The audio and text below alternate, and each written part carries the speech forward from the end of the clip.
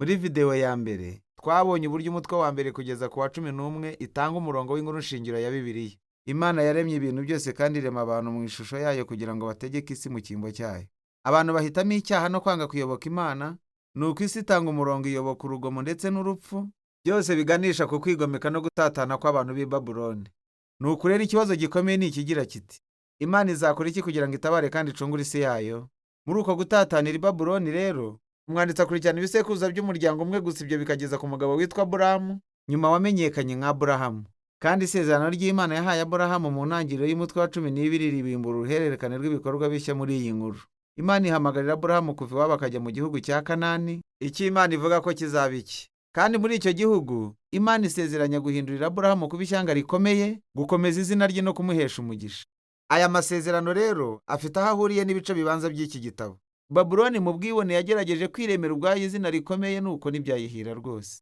Nyamara Imana kubwo kugira neza kwayo, igihe ibwaye kwihera izina rikomeye umuntu utaruzwi, Aburahamu. Umugisha Imana iha Aburahamu wumvikana uhereye inyuma kure ku mugisha wa mbere Imana yahaye abantu uhereye mu itangira. Ikibazo rero kikabaza kiti: kuki Imana izaha Aburahamu n'umuryango w'umugisha?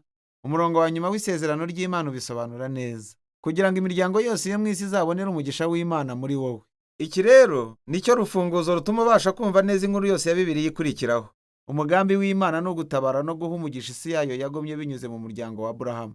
Iyi niyo mpamvu inkuru yose isigaye mu isezerano rya kera igiye kwibanda kuri uyu muryango umwe, amaherezo baje kwitwa ubwoko bwa Isiraheli. Iyi ni nayo mpamvu bitinze Isiraheli baje kwitwa ubwami bw'abatambyi ku musozi Sinayi. Imana yashakaga kubakoresha kugira ngo yereke andi mahanga yose uko iri. Kandi amaherezo, iri ni ryo sezerano abahanuzi n'abasizi bo muri Bibiliya bo hanyuma bahereyeho bavuga ko gusohora kw'iryo sezerano kuzashobokera mu mwami wo mu buryo bwa Mesiya wa Isiraheli, uw'ingoma y'izazana ubutabera n'amahoro mu mahanga yose. Nuko rero, kuri iyi ngingo y'inkuru, nta na kimwe muri byo kirasobanuka. Ugomba gukomeza gusoma no kureba uko amasezerano yaguka. Igice gisigaye cy'iki gitabo kibanda kuri Aburahamu n'umuryango we. Mbere na mbere Aburahamu ubwe, hanyuma umuhungu we Isaka, umuhungu we Yakobo n'abahungu 12 ba Yakobo. Kandi inkuru za buri kiragano zihuzwa n'insanganyamatsiko ebyiri z'ingenzi. Icya mbere, buri kiragano cy'umuryango wa Aburahamu kirangwa no kunanirwa kwisubiramo. Bakomeza gufata ibyemezo bibi rwose bigatera kuvangirwa mu buzima bwabo, maze bigashyira isezerano ry'Imana mu kaga. Icyakora Imana ikomeza kubabera umwizerwa. Yakomeje kubakiza ibyago biteje ubwabo, kandi ikongera igashimangira icyo yiyemeje ubwayo kubaha umugisha no guha umugisha amahanga binyuze muri bo, nubwo hari ibyo bananirwaga. Inkuru za Aburahamu rero, Imana yasezeranyije Aburahamu umuryango munini, ariko mu bihe bibiri bitandukanye atinyirira ubuzima bwe kuko abandi bagabo babengutse umugore we, maze ahakana ko yanashyingiranywe nawe. Byumvikane ko byabaye intandaro y'ibibazo by'uburyo bwose. Si ibyo gusa, Aburahamu n'umugore we Sara ntibashoboraga kubyara, nuko Sara ategura uko Aburahamu yaryamana n'umwe mu bakobwa b'abaja babo. Ibyo nabyo bitera ibibazo mu muryango. Ariko buri gihe Imana igakiza Aburahamu imitego. Mu mutwe wa 13 n'uwa 17, Imana yakomeje ibyo yasezeranyije Aburahamu, ibyerekana ku mugaragaro mu byitwa igihango. Ibi ni ibyabaye kera. Imana ibwira Aburahamu kureba hejuru ku nyenyeri nijoro no kuzibara, nuko iti: uko ni ko ubwinshi bw'umuryango wawe buzangana. Nubwo byari bimeze bityo, nta mwana afite kandi nta buryo bwo kumugira muri icyo gihe, Aburahamu yarunamutse areba mu ijuru maze yizera isezerano ry'Imana gusa. Nuko Imana ibyitura kugirana igihango na Aburahamu, imusezeranya ko azaba sekuruza w'amahanga menshi kugira ngo umugisha w'Imana ugere ku bari mu isi bose. Imana itegeka Aburahamu gushyira ikirango cy'igihango nk'ikimenyetso ku muryango we, gukebwa kw'abahungu bose bo mu muryango. Iki ni ikigereranyo cyo kwibutsa ko kororoka kw'imiryango yabo ari impano iva ku Mana.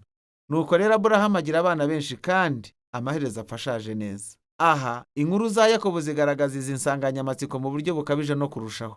Kuva akivuka, Yakobo yabayeho nk'uko igisobanuro cy'izina rye kiri, ari cyo umuriganya. Ashuka mwene se Esawu, amukura mu murage n'umugisha bye, kandi abikora abeshye se wari ushaje atakibona. Hanyuma arihungira, akomereza ku gushaka abagore 4. Nubwo umwe gusa ari we yakunze, Rasheli. Nuko ibi bitera amakimbirane y'uburyo bwose mu muryango. Ikintu kimwe cyonyine cyacishije Yakobo bugufi ni uburyo yariganyijwe na nyirarume Labani, wamurenganyije imyaka y'ubuzima bwe. Byarangiye bibaye gatebe gatoki. Nuko rero ni Yakobo wacishijwe bugufi wasubiye mu gihugu cy'iwabo. Mu nkuru idasanzwe, birangira Yakobo akiranyije Imana, ari nako ayititirizaho kumuhesha umugisha.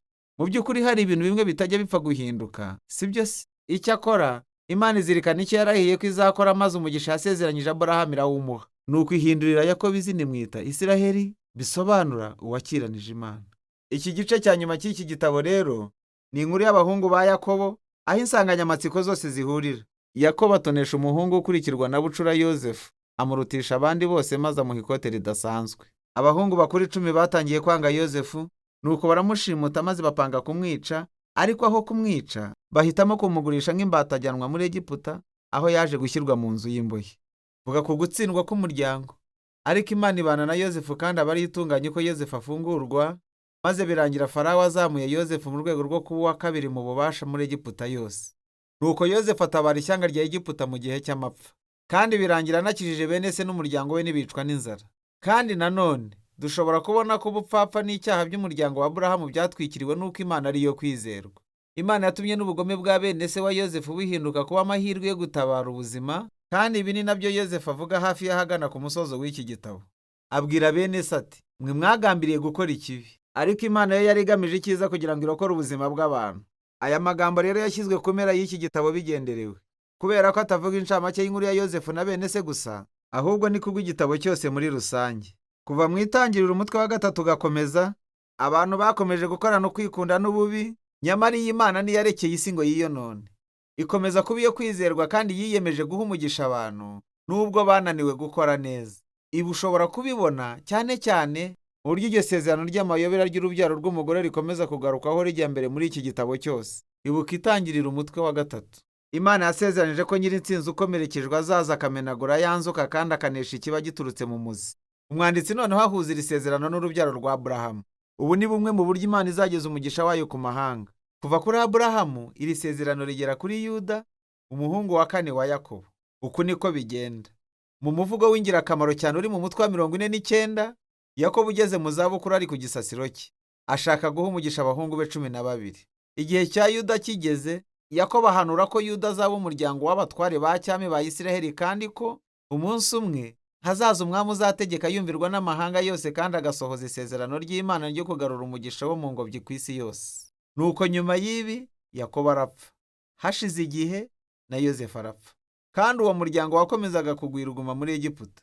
Bityo iki gitabo cy'itangiriro kirangirana n'ibyiringiro by'ibizaba mu gihe kizaza n'amasezerano agitegerejwe ko azasohora kandi atavuzweho birambuye, maze bikaguhatira guhindura urupapuro kugira ngo urebe uko bigiye kugenda. Ariko kugeza aha, icyo nicyo gitabo cy'itangiriro.